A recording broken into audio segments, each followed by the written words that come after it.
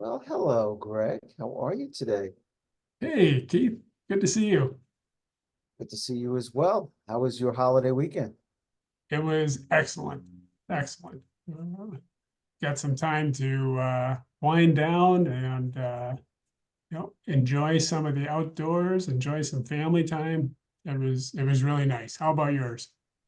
It was good. Other than yesterday, the weather was spectacular, and so it was good. But of Good. course, I did some work because I can't help myself. I'm just like totally obsessed with. I must have something I need to do. So I guess it's everyone has an addiction. Mine is business. So I guess that's why I enjoy our Tuesday, podcast discussions because it's right in my alley. Right. Comes pretty natural. Yeah. Yes. So what's on your mind this week?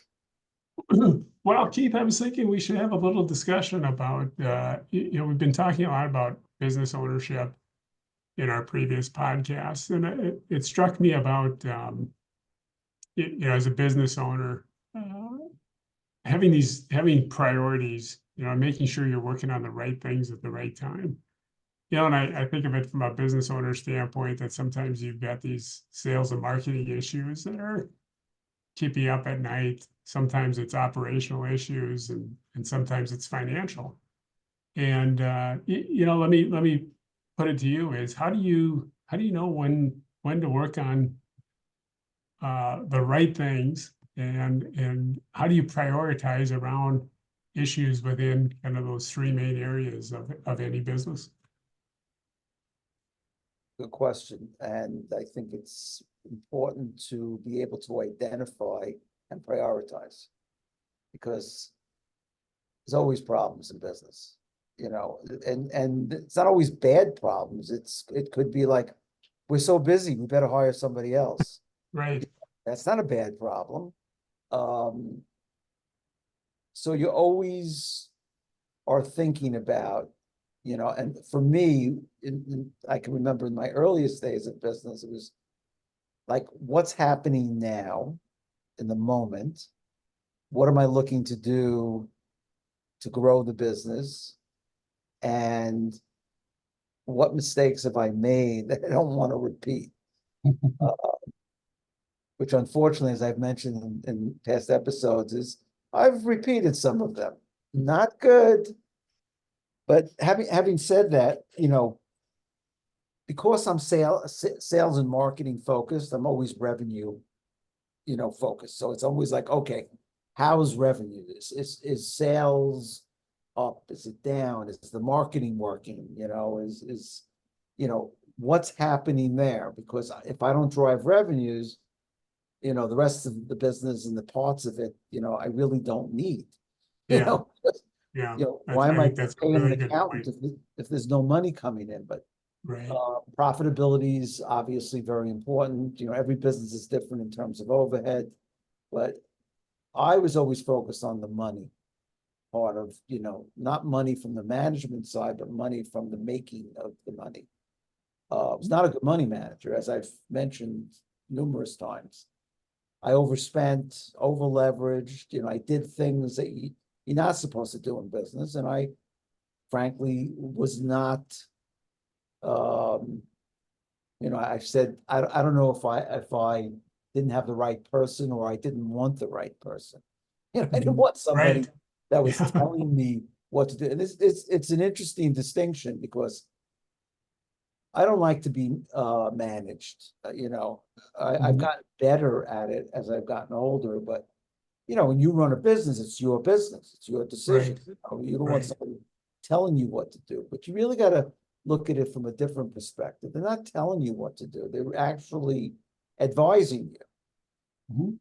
They're giving you their expert opinion about you're spending too much, or you know, you need to look at, your taxes are late. The things that you're supposed to do, which comes with having a good organization and being organized in different facets. But it always starts with revenue, but you can't forget about the other parts of your business. I could, like, I was very bad, I was better when my wife was helping me with the bookkeeping in my business, but invariably, then we had kids and she wasn't there as much. I would write checks, and forget to put it into the ledger. I just write them, send them, or if I had a hand, somebody was picking up and I had to pay them for some. And then my wife would say this, like, where'd this check come from? Oh, I forgot to put it into the check register. This is pre-electronic, so Right. so again, I think you mentioned to me, I don't know, it was online or offline about, like a three-legged stool. When one leg is broken or about to, fall apart, things start to fall. So it's like, what problem is creating other problems in your business? Yeah. So I hope that gave you a good sense of the way at least the way I think. Yeah, I think, I think one thing that's really important is to make sure you've got clarity around where your business is at today. You're really having a good scorecard that includes things from sales and marketing, measurements from operations and measurements from finance. So some people would call that a balanced scorecard. So you can see how your business is performing. And by using those measurements, identify where your issues or opportunities are. And I think, as you said before, it's not always a problem. Sometimes it's, hey, I've got an opportunity in my operations for profit improvement, right? I have opportunity in sales and marketing to drive more revenue. So it's really not, it's not always looking at it as a negative, but it's just looking at it and saying, where should I be spending my time that's going to result in, the best use of my time and the opportunity to improve my business and have a successful business. Yeah, I was thinking back to my retail days and how I thought about money. I mean, the fact that I would forget to write in the ledger, which basically means that you think you have more money than you actually have. Right. Okay, which is kind of scary. The other thing is, you talk about opportunities. So I had an inventory opportunity. Oh, we'll give you, 30, 60, 90 billing if you buy, 50 frames, this was eyeglass frames, as opposed to 25. So it's like, oh, of course. But you say that before you say, well, let's look at my cash flow. Okay, so if I'm paying a third, but I'm buying double the amount of inventory, how Right. quickly am I going to turn that extra inventory to pay for the extra expense? Now, it sounds intelligent the way I just explained that, but that was 35 years ago when I was just buying and oh yeah, it's a great deal, let me do it. So this is where the balance between having a good financial mind, whether it's your accountant or an advisor or somebody that you depend upon when you're about to make a decision. When you make a decision yourself without any buddy else chiming in with, like, Keith, think about this. What's your cash flow look like for the next 90 days, based on your history? Or early in my business, I had no history. So it's like, you don't know what your history is, but you're going to go buy double the inventory. For what reason? Because you got excited because you got a great deal or you got an extra 10% off. Well, it's nice to have a discount. It's nice to have some, dating and some extra inventory. All of that has to fit into a plan that revolves around finance. Right. And then when all of a sudden, if you get a little downturn in business, it could be the middle of the winter, you had a bad snowstorm, and normally you're swamped on a Saturday, which is your big day. And if it would snow on Friday, I was ready to commit Harry Carey. It's like I was just there's, oh God, Right, it's the best day of the week. And it's like, so you start driving yourself crazy. Somehow you think you're never going to catch up on whatever you lost that day. And it's so, and there are businesses like that you never catch up. I mean, think of a restaurant that has bad weather. There's no way to make up for that lost business. right. That day's Oh, just gone, right? it's just Yeah, gone, or a yeah, hotel where, the rooms are the rooms. If they're not filled, you can't make up for that. It's lost opportunity. right. I, I So, really, I really liked your point about the inventory, Keith, because I've worked in several businesses where, we carried a spare parts inventory, right? When one of our clients would have a breakdown or a maintenance issue, they would call us for the components. And we had to determine, the right inventory to have on hand. And just like you said before, I mean, as a as a salesperson, you always wanted all of the inventory available today yeah, because that was a sale, right? If a client called and they needed a particular part and you have it in stock, it's a sale. If you don't have it in stock, you may miss out on a sale. So it's that balance of understanding that, how do I balance these competing uh, areas of my business, sales versus operations versus finance, and really having a good handle on understanding your business and knowing what the needs of your customers are. yeah, it's really a juggling act, where you're sitting there going, okay, if I don't have the inventory and somebody wants this part, okay, I lost that sale, they're going elsewhere. Right, As opposed to saying, I better always have, never have less than, 10 of these in stock. right. Now, then you look at your finance and you go, where's all my profits? Well, it's sitting in your inventory, Yeah, and it's like, so I mean, I wouldn't even know how to manage, overbuying, underbuying. I do understand the frustration from a sales perspective of not having something when you need it. Like, I need it today. Okay. And again, every industry is different, but it's really, it's tough to manage that. And most business owners don't have the knowledge when they first get started in business, you know, of the buying process, the inventory process, you know, even how to handle customer service in a way that, makes people feel like they want to not just come once, but they want to continue to come back and do business with you. well, and I think especially in a situation of a business to business, a B2B business, right? So you're not selling to consumers, but you're selling to other businesses. It's really important to understand your customers' business and how they operate, because that's going to impact your business. And you're talking about the inventory issue, and I think that's so um, just really dials in on the issue we're talking about here. Is if you don't understand your clients and customers and how their business works, you're not going to be prepared to service them appropriately. So it's really important to get to know their business, in that situation with the spare parts, of understanding, how often are they going through different parts?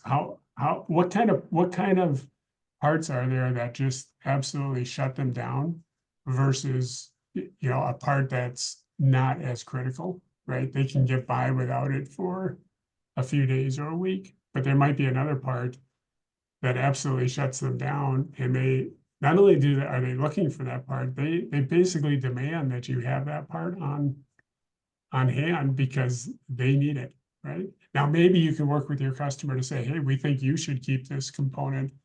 You should keep spare parts as well, right? And as you pull from your inventory, now you can order from us, and you start developing this flow, right? And it's much less transactional and much more partnership based. Yeah, look, the customer is the most important thing. Whether the customer is a B2B or B2C, whatever it is, You gotta satisfy the customer. Not, I mean, there's certain things, if you don't have something in stock, there's nothing you can do. In the business that I was in, invariably, if someone picked a frame, and frames came in sizes, based on size of your face, things like that, bridge size, and came in different colors.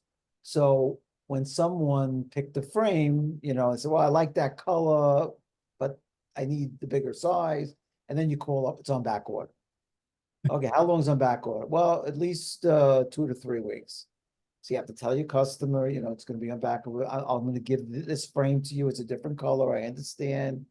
But, if you don't want to wait the 2 to 3 weeks, at least you'll have the new glasses. So, of course, it's going to be a decision for the customer. They're either going to say, nah, wait, 2, 3, it's not like they're, most of the time, not without glasses, but, glasses sometimes, especially when it became more fashion oriented, it's very much an impulse item. You can't wait to get your new glasses, and it's a designer. And I mean, I enjoyed the business. I mean, I did. I didn't enjoy, retail was very tough dealing with the public. Yeah. And we didn't have tremendous amounts of inventory. Like we didn't have like 10 of each, but there are certain products, you would, if you can get a good deal, you would buy extra. But that extras, you were laying out extra cash. And if you don't have the extra cash, and all of a sudden, something else happens, machine breaks down and you have to fix it. And, there's a lot of unknowns in business that, you can't always, prepare for. Right. I think the other thing around that is how, especially when it comes to retail, as you were talking about, when you're dealing with consumers, how quickly they can change their mind, right? Consumers can change their mind almost overnight in terms of what they like versus what they don't like. So it again, going back to that inventory issue, right? You think you're carrying the inventory, you start carrying more of it because it's popular. And then all of a sudden, if you're not paying attention, all of a sudden sales are falling for that particular item. Your inventory is building up. Now you've got this cash problem again. And that's where I think we see this tie-in between sales and marketing, operations, and finance. Even though they're distinct and different, they're connected. Well, and here's where it's much easier today with electronics. One is data management is obviously, it's everything today. And not just because of things that are from a finance side, but from a marketing side, to understand, based on, traffic, whether it's online or offline, how things are moving. Also for managing inventory, you could just, pull up a program and say, okay, I got 2 left of this, 5 left of that. And it's like, okay, we sold in the last month, I know we sold 10 of those. Okay, or the last 90 days, we sold, an average of 8. I can't sit with 2 in inventory if I'm selling 8. Right. I'll probably call my wholesaler and go, look, I need, 30 pieces. Because you could manage it much easier because you could basically say in the last 6 months, I've sold 50 of those pieces. Right. Yeah. So that's where that data component becomes so important, right? Not just from an operations standpoint, but from a sales and marketing standpoint as well. Oh, yeah. Because, you could then go and call your vendor and go, how much discount will I get if I take 50 pieces today? Whatever those pieces are, parts, whatever. And you can negotiate based on, a pattern that you've already noticed in your business, and then you could look and go, this product hasn't sold, in 6 months, and I got 30 pieces sitting in inventory. A lot of times a wholesaler will take back product as long as it's current. Sometimes they will. Yeah, where you could return, maybe you take a little hit, restocking charge, things like that. But it's still cash. You're still recovering cash. It's like when you see a store run a sale. I love when they do the 90% off. Okay, it's 90% off of the 300% you marked it up. It's like, so, you become jaded because you understand business, as you see.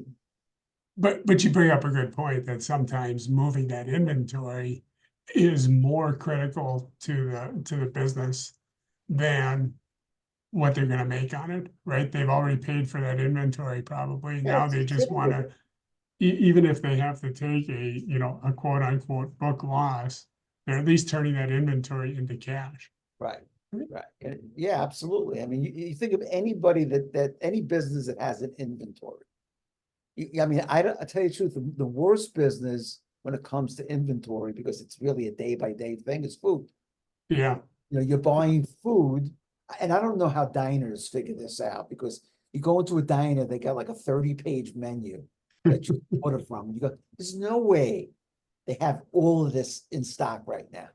If they do, it's in a freezer and it's probably got freezer burn on it.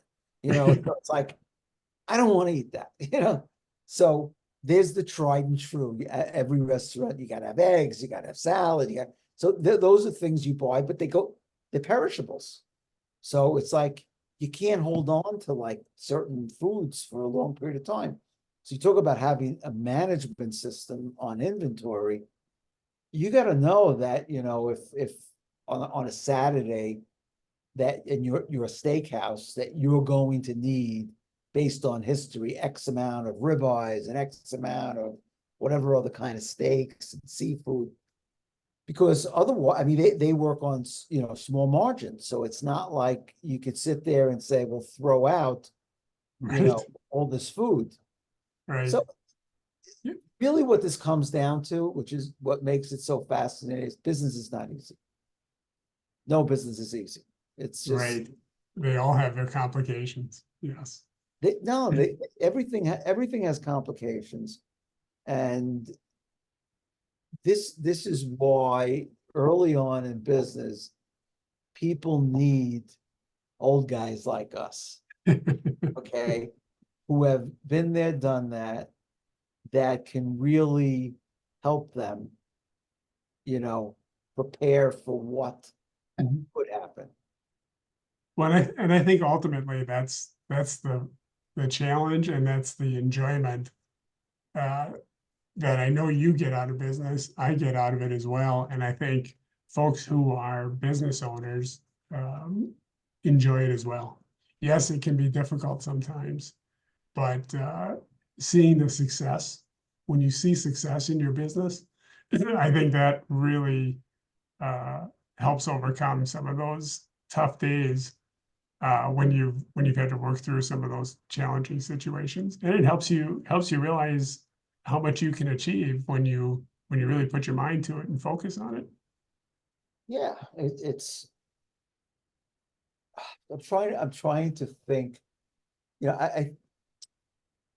You think about, again, I'm going to bring sports into the picture, as I love to do, but you think about successful teams in business, not teams in sports, and what it takes to build a successful team. And it's a sum of the parts. And business is very much the same way. It's like business's ability to be very successful is not dependent on just one person. No Right, matter how important that person may be, they may be the face of the business, but if you're the star of a team, okay, if everybody else stinks, you're not going to win. right, Okay, so right, it's great to be the star, but if you're surrounded by a bunch of like people who are not capable, they can't get the job done, it's going to reflect on your stardom. It's all of a sudden, maybe they pitch around you, because the guy in front of you, behind you, they can't hit. right, right. Well, you see that all the time in sports, right? Oh yeah. Where just like you're saying, it's you need to build a team around every position and not just one position. Right? It doesn't, for a baseball team, if they have the best third baseman in the league, that's nice. But if they don't have talent surrounding, look at Mike Trout for the Los Angeles Angels, probably one of the best players in the in the Major League Baseball for the last 10 years. And yet a lot of times you barely hear about him because he's been playing on teams that just aren't very good. No. It's funny because I've thought about that a lot with him and the kind of career he's had. And of course, he's been hurt a lot the last few years. Right.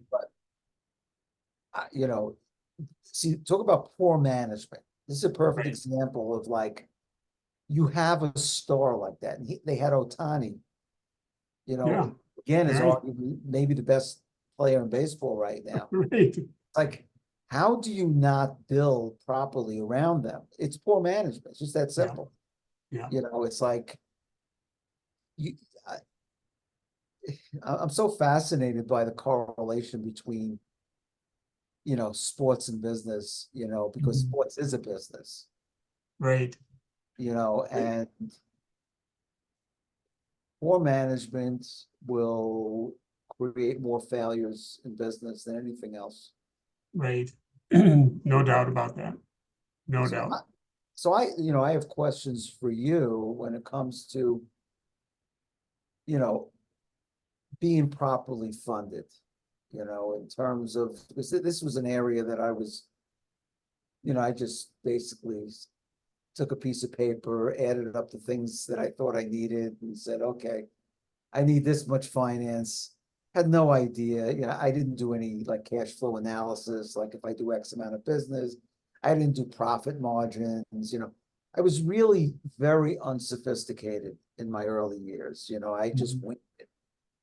So what should someone do, you know, when they're thinking about starting a business? What would be the first step from the finance side?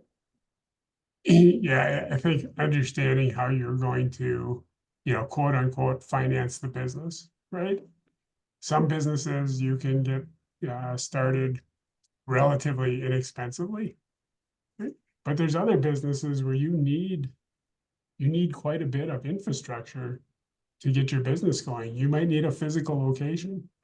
So you're going to have, a lease. You might have some construction costs. You may have to buy inventory, right? If you're a business that needs to have inventory, you may have to outlay that money up front. So I think number one, having a good startup plan.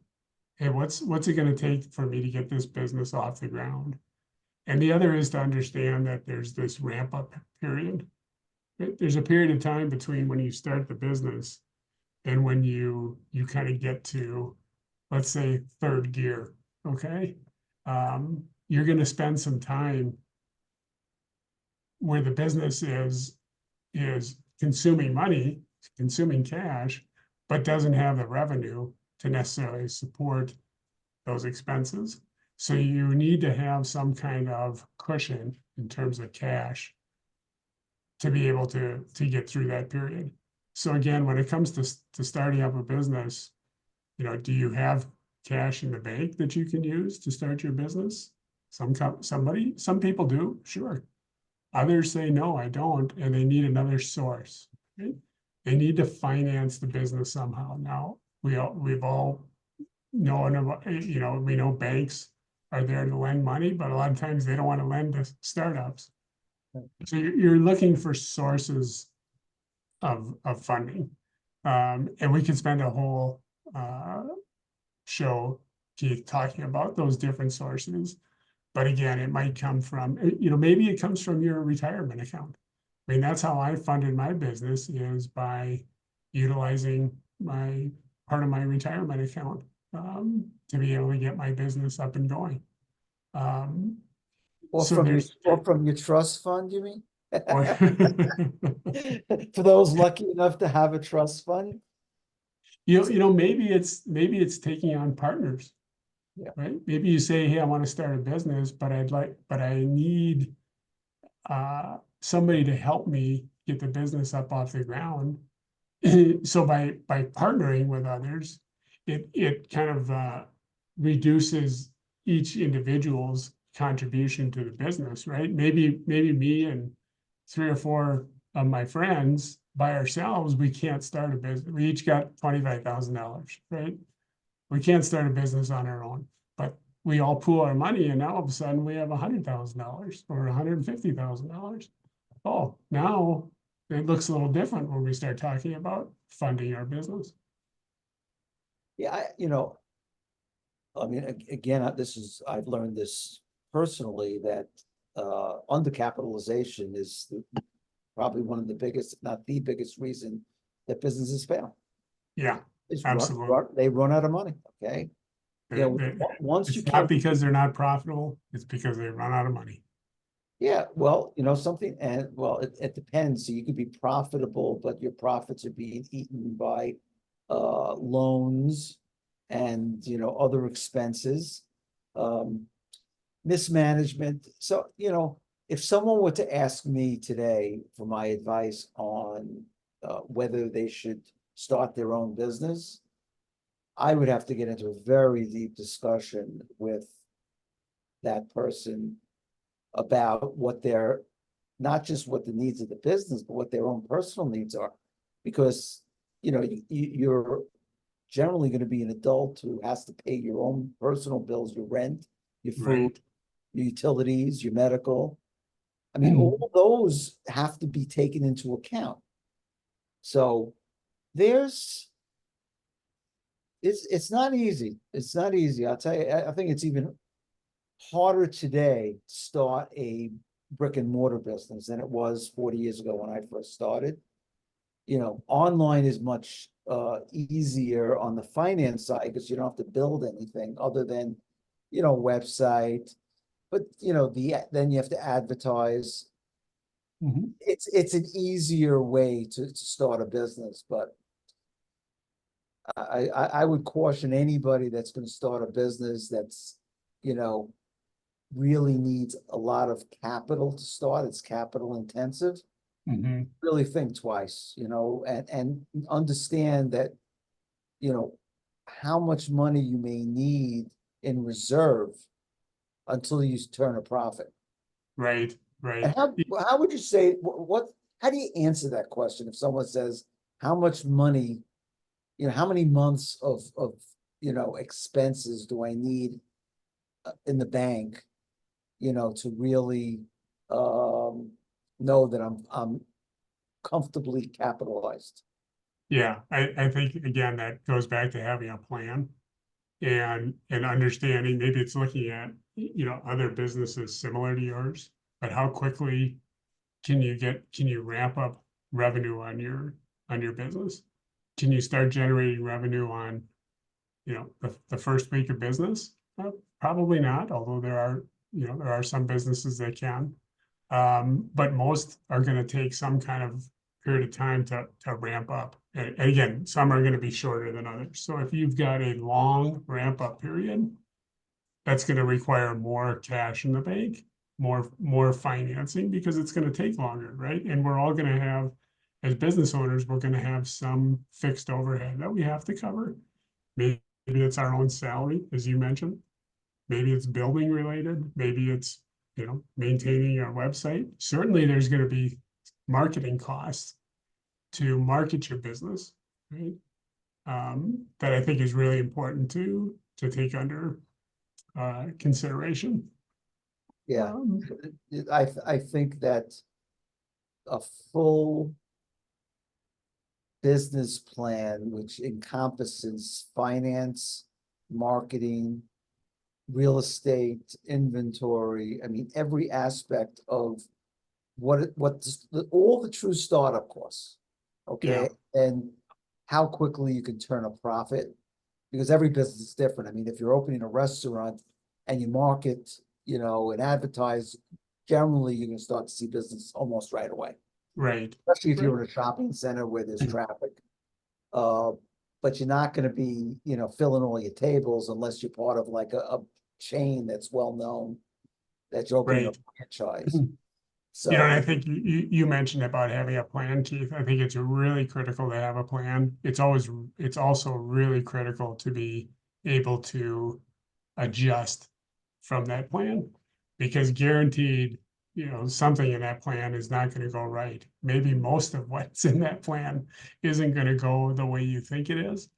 But by having a plan, a written plan, now you can, as things start to kind of unfold, now you can make adjustments.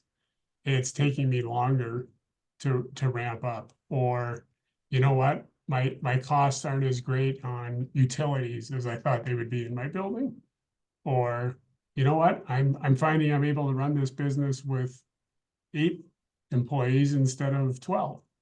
All of those things, you know, allows you now to make adjustments to your plan, and you know, kind of move the strings, so to speak. So you always know sort of where you're at, but where you're going as well, and what expenses are greater or less than what you thought they were going to be.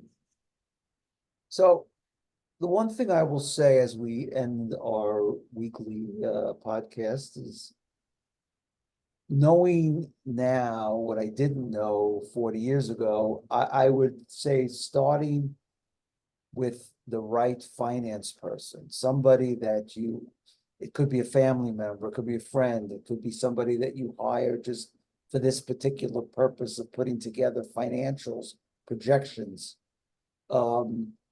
is critical, because you can't make a decision to go in business without having a clear picture of what it's going to cost to not just start the business, but to keep the business going. I agree.